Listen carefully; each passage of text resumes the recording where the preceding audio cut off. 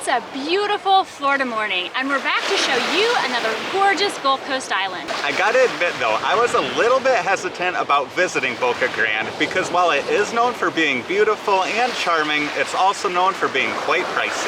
Yeah, we already had to pay $6 just to get on the island, so we are a bit concerned with staying under budget today. But the good news is parking on this island is absolutely free, and relaxing on the beach doesn't cost a dime.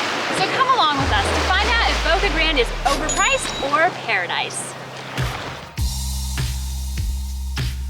Welcome back to Explorcation. We're Jamie and Skylar, and in today's episode, we'll show you around the charming island beach town of Boca Grande. From its pristine white sand beaches to its historic downtown, we'll show you the best of what Boca Grande has to offer, all while trying to stay dry and within our budget. We got a lot of island paradise to explore, so let's get going. Our day of adventure began by paying a $6 toll before crossing over the scenic Boca Grande Causeway to the island. So we wanted to start this video off by showing you what we mean when we say this island is a little on the pricey side. This house behind me is currently for sale with a list price of $16.4 million. Now it is over 7,000 square foot with over 100 foot of Gulf front, but even a 1,000 square foot condo on this island will still run well over $1 million. Now, while most people certainly can afford to live on this island, thankfully, if you have just $6, you can afford to visit.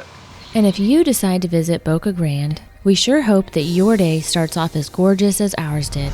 Now, normally our first stop of the day is for coffee, and there is a coffee spot we're excited to try out in Boca Grande, but there is rain in the forecast for the entire day, so we're gonna head out to the beach while we know it's still sunny. And thankfully, we did remember our rain jackets this time, so if it gets a little wet later on, it should be okay. I guess we finally learned our lesson after getting soaked a few times in our prior episodes. As we made our way down to the Gulf, we couldn't have been happier to find calm, crystal clear waters and blue skies above. But before we show you more of this beautiful beach, let us explain how you can get here. So here at the 18th Street Beach Access, there are several spots for parking, but by the time that we got here, they were already full. That was okay though, because there is a small lot across the street. It's about a block away. It's also free parking, and as of now, there's still plenty of spots. Visitors to Boca Grande will find 18 different public beach accesses on the island, running from the 19th Street access to the north to the Gasparilla Island Lighthouse parking lot to the south. We chose to start our day at the 19th Street access, as it's the farthest north of all the public accesses on the island, and is known to be less busy than the downtown and park accesses further to the south. If you're enjoying this video so far, don't forget to give it a thumbs up and leave us a comment. Let's talk about the sand here. Now it is pretty soft, but you can probably see that it's also fairly shelly. And there's also some seaweed. But to be honest, it doesn't bother us because have you seen how gorgeous the water looks? The color is so pretty and it's just so clear here.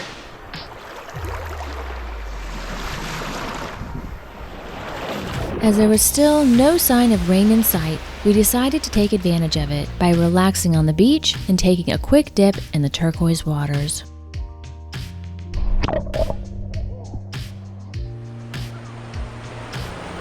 It sure was hard to tear ourselves away from this magnificent beach on this beautiful Florida morning, but we knew our hours of good weather were likely limited, and we still had miles of island to explore. So it was time to pack up and get moving towards our second stop of the day.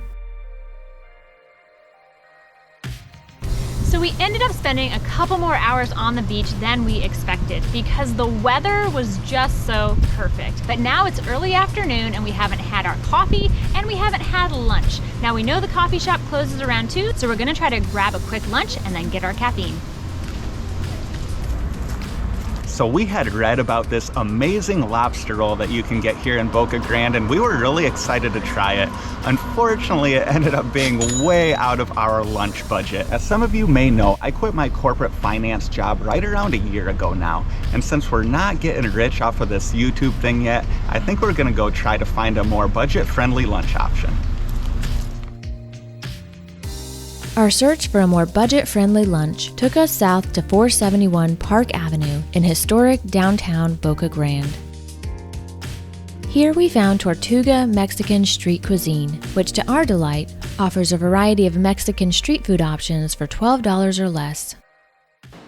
So let me tell you what we ordered. We ordered 2 tamales, one with chicken and the other with jalapeno and beans, which I've never seen before, so I'm really excited to try.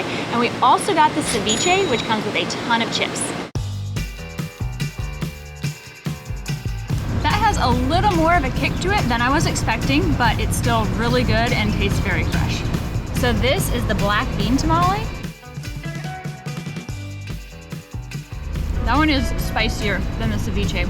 Still really good flavor, but it is a jalapeno black bean tamale, and it's hot.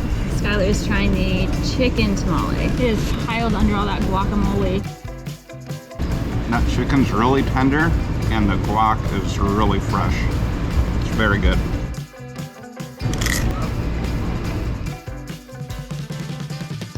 I am so glad that we found Tortugas for lunch. I'm sure that lobster roll would have been amazing, but we were able to get our entire meal at Tortugas for less than the cost of that one sandwich. Now it's already 1:30 and we only have 30 minutes to get our caffeine at the coffee shop before it closes, so we'll see you there. Thankfully, our coffee spot was just a couple blocks away, and we soon arrived at the Inn Bakery. Once inside, we found the Inn's menu to include a variety of coffee and tea options, plus sandwiches, salads, and an assortment of baked goods.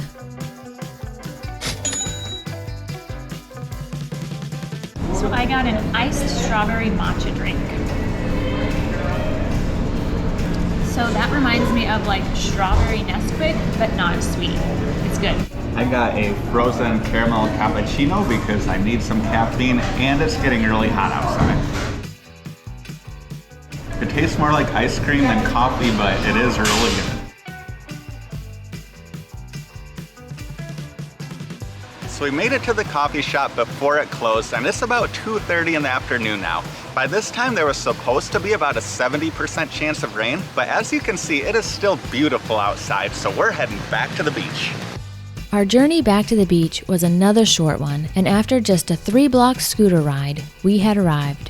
We made it to the main public beach access lot downtown, and as you can see, the water is starting to get choppy, but it still has that gorgeous turquoise color.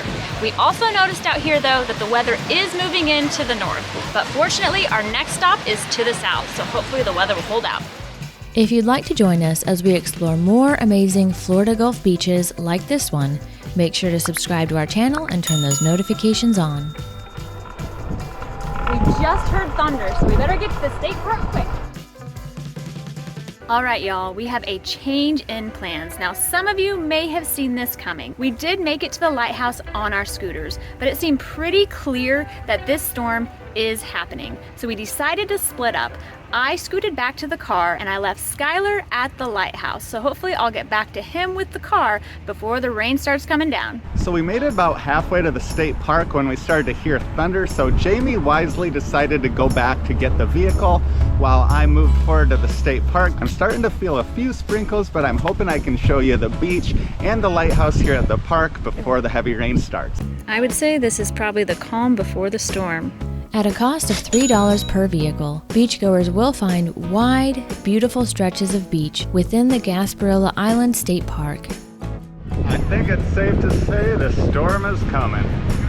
With the winds and the waves getting stronger, there was no doubt that the storm would soon be arriving. And not surprisingly, the beach had mostly cleared, with the exception of a few beachgoers soaking up the last couple minutes of sun. Still wanting to check out the Gasparilla Island Lighthouse before the storm arrived, Skylar made his way off the beach where he found a paved trail leading directly to the famous landmark. Made it to the lighthouse. It's really tall. And I'm pretty sure that you can actually go to the top of this lighthouse at certain times. I think it's maybe just like one day a week or maybe even one day a month, but today is not one of those days, unfortunately.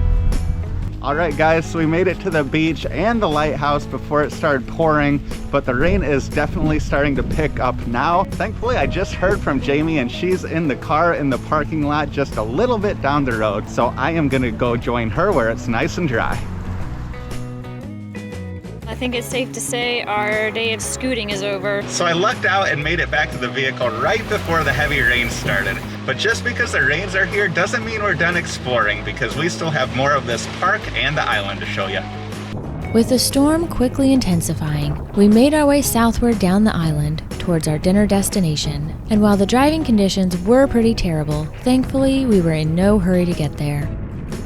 So the weatherman was a little off on the timing, but was definitely right about this storm. And we are so glad that we decided to split up so I could go and get the vehicle, because otherwise we would have been stuck riding our scooters for 2 miles in this storm. And this episode probably would have been over, but instead we made it to our dinner spot nice and dry. So one of the benefits of this storm is we had no problem finding parking on a Saturday evening at the South Beach Grill. Now let's go get some dinner.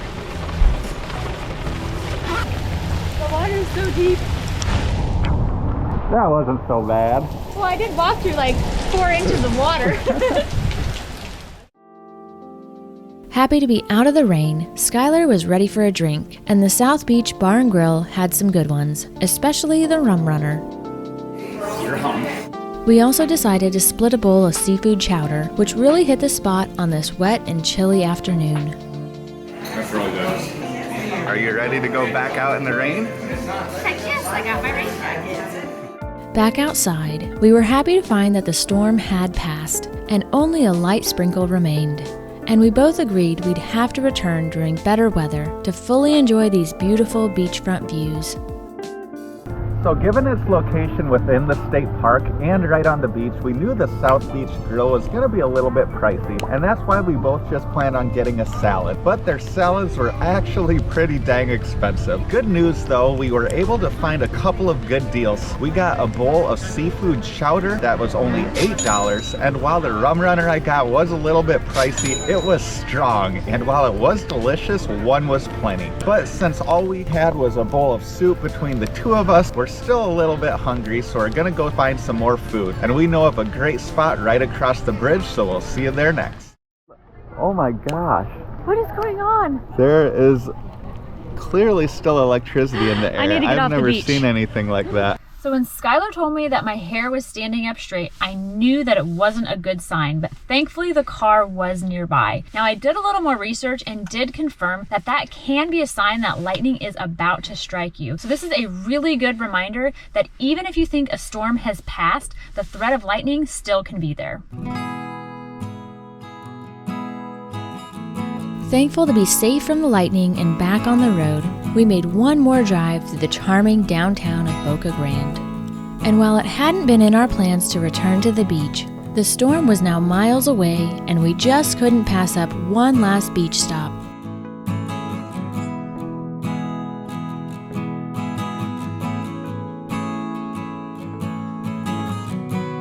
As we expected, we found the beach at the 12th Street access to be peaceful and free of crowds, and the perfect way to spend our last few minutes on this beautiful island.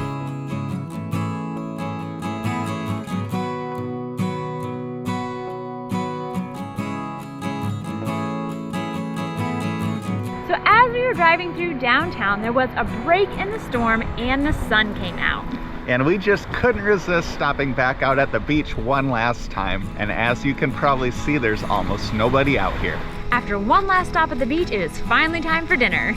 We made our way off the island, where just over the bridge, we knew of a place that was known for having delicious food at reasonable prices. We just rolled up to Smokin' Jerry's and I can already smell that smoked meat, and it smells delicious. After a long day of exploring the wonderful but expensive Boca Grande, we were glad to be off the island, but still right on the water. I think this was another good decision. So this place is known for its smoked meat, so I had to get the smoked wings. And their blue cheese looks pretty good too, so let's give it a try. The wings were both smoky and crispy and absolutely lived up to the hype. And I went with the smoked salmon and the homemade chips and coleslaw. This looks good. While it's quite common to see salmon on Florida restaurant menus, it's not common to see it smoked, and I couldn't wait to give it a try. It's a good smoked flavor. So we actually did a really good job staying under budget on the island. So that meant I got to splurge for dinner, and I was really happy to pay $20 for that smoked salmon platter instead of just a salad. So at the beginning of this video, we told you that we would let you know if we found the island to be overpriced or paradise. And for me, I'd say it's a slightly overpriced paradise, because while the island definitely is a bit on the more expensive side, we still managed to find some good deals and have a great time. Now for me, I'd have to go with paradise, because while there are some very pricey places out there, you really don't have to spend a lot of money to have an amazing day. The beaches out there are gorgeous, and they weren't really busy. And also for us, we had some pretty terrible weather and still had an awesome day. Plus, if you're really on a limited budget, you can always bring your own food onto the island. Now, if you haven't had your fill of amazing Gulf Coast beaches yet, go ahead and check out this playlist next. Thanks for watching.